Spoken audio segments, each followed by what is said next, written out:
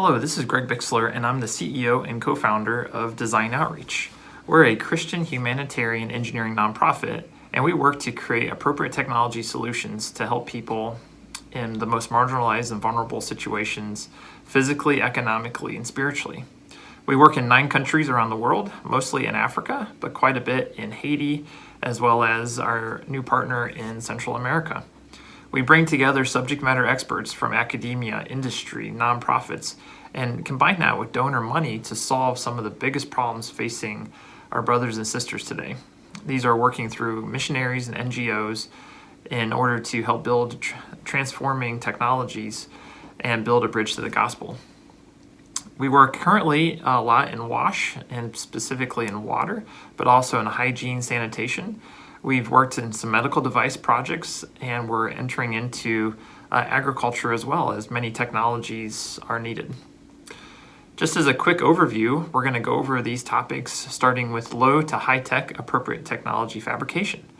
The design requirements often drive the manufacturing.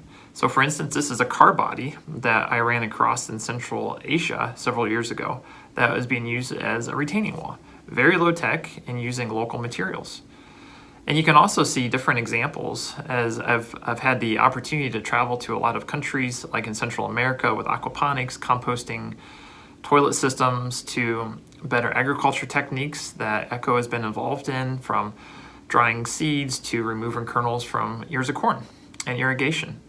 Fabrication using local materials and applying those in different methods of creating things like wind turbines, and medical devices with 3D printers. And then you get more high tech where things are being imported, such as solar powered lights or satellite based remote sensors like our Life Pump link that tells us how much the pumps are being used and when. This continues progressing to high tech with computers and circuitry. And kind of ultimately what I find as example is the Slingshot, which is a water purification system. And so everything from a car body as a retaining wall to a water purification system with complex technology is what's found in developing countries, and in some capacity or another could be considered appropriate. So let me talk about open versus proprietary designs. This is a classic example of an open source design, an India Mark II hand pump commonly used around the world. The challenge is that these pumps are manufactured, but the quality standards are often neglected.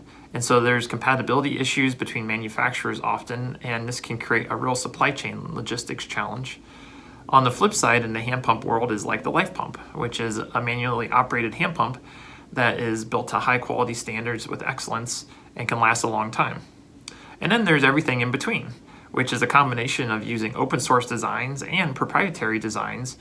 Open source being components where maybe tolerances can be large and maybe they don't have to be just right on spec but still usable.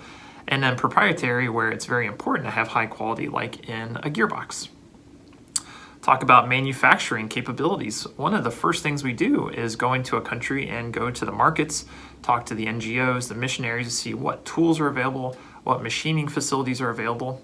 This is at the university in Malawi, where we're looking at some lathes and mills that are available to the students, and looking at the different components within the system, for instance, Life Pump, which can be made locally or need to be imported. And either way, they can be sustainable, and we can build a strong supply chain around locally made parts as well as imported parts. So then that leads us into sustainability and scalability.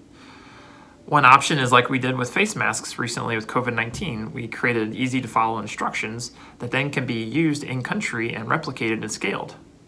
But then items such as the stator and the rotor in the progressive cavity pump need to be made with special machines and imported in, but can last for 30 years if it's done properly. So we ship out components from our shop in Ohio, United States, but then we source other things that can be used from in-country. And so it's a combination of trying to figure out what works best. When we look at manufacturing, we have to consider cost reduction.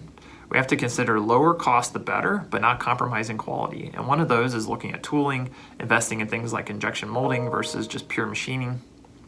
Looking at building capacity within country. This is our future office for Design Outreach, where we're looking to set up small-scale manufacturing as part of the compound. and doing some locally produced parts here so that it can be imported raw material, and then we create jobs and it creates sustainability within country with the machines and tools and training that we bring in. The last touching point that I wanted to make is quality control and supply chain. As we look at the complexities of supply chain, we look at all the different aspects and characters and actors involved in making this possible. And it has to be done with high quality manufacturing capabilities, ISO certified, looking at material specs when it matters. But it's important to consider all these different players when we think about what makes it sustainable and what kind of manufacturing partners we need to be successful. And I want to end on just this note. We can help provide hope in a future, but a lot of this depends on our ability to scale and to do it sustainably and to do it with excellence. And manufacturing is a major role in that, in how we design components, how we design technologies, and then how we scale and implement those. Thank you very much.